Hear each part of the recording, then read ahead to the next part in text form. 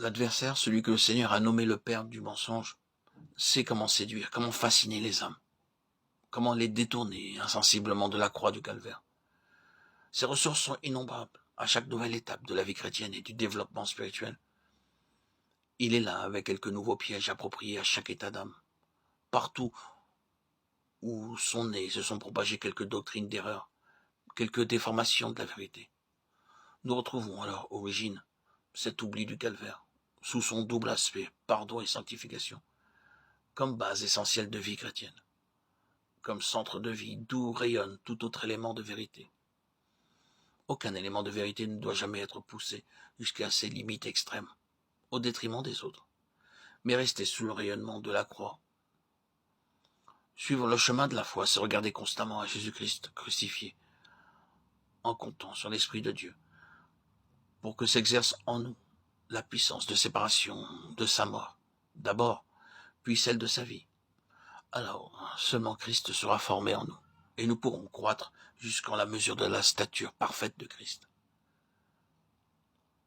Que toute âme rachetée par le précieux sang de Christ qui croit que la prédication de la croix est la puissance de Dieu, qui a décidé de mourir avec Christ et s'est uni au Seigneur ressuscité, veille à recourir incessamment à la croix, bénissant Dieu de s'y trouver crucifié avec son Sauveur. Là, par la foi en l'action de Dieu, condamnons à la mort de la croix toutes les manifestations de vie charnelle et d'égoïsme que nous remarquons en nous, comptant que le Saint-Esprit rendra témoignage à la mort de Christ en nous délivrant de tout péché. Agissons avec promptitude, selon sa promesse. Dieu fera briller la lumière sur notre chemin. Rejetons impitoyablement ce qu'il nous montre comme ne venant pas de lui.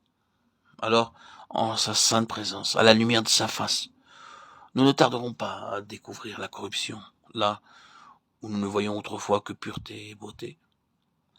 Par la foi en la fidélité de Dieu, vivons dans l'instant présent, comptant que le Saint-Esprit nous communiquera l'Esprit de Jésus. Comptons sur sa force pour l'accomplissement de ce qui se présente à faire dans le chemin du devoir, croyant que c'est Dieu qui opère en nous, le vouloir et le faire selon son bon plaisir.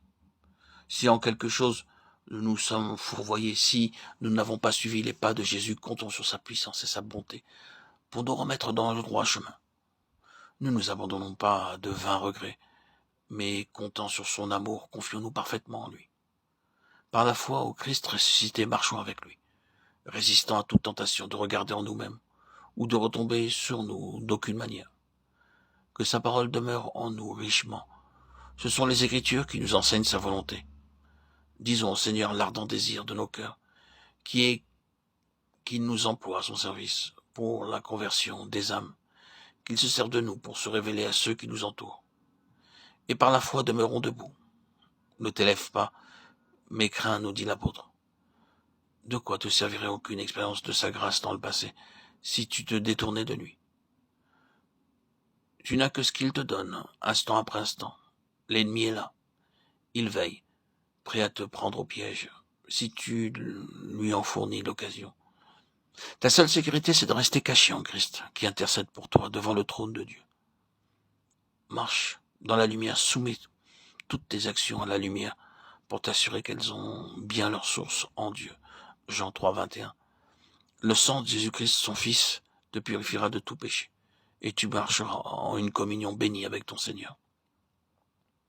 Retenons fermement la profession de notre espérance, pour qu'elle ne chancelle pas. Il est fidèle, celui qui a promis. Hébreux 10, 23. Si nous sommes infidèles, il demeure fidèle. Il ne peut se renier lui-même. De Timothée 2, 13.